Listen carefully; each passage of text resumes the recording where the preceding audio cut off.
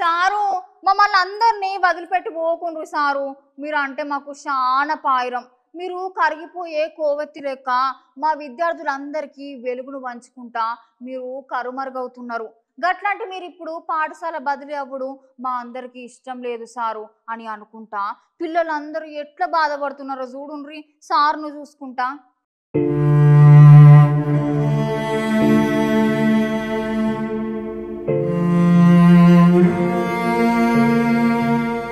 గురు బ్రహ్మ గురు విష్ణు గురు దేవో మహేశ్వర గురు సాక్షాత్తు పరాబ్రహ్మ తస్మై శ్రీ గురువే నమ అన్న పద్యం మన అందరికీ గుర్తున్నది కదా.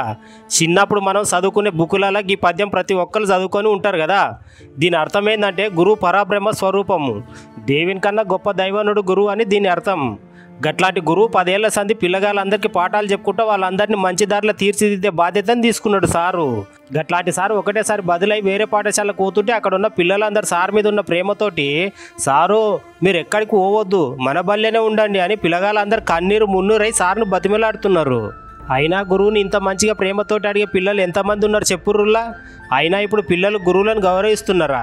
ఒకప్పుడు సర్వేపల్లి రాధాకృష్ణన్ గారు పాఠశాలను వదిలిపెట్టి పోతుంటే పిల్లగాళ్ళందరూ బండి కట్టుకొని మరీ ఆ బండిలో రాధాకృష్ణన్ సార్ను కూర్చోబెట్టుకొని తీసుకొని పోయిండ్రు.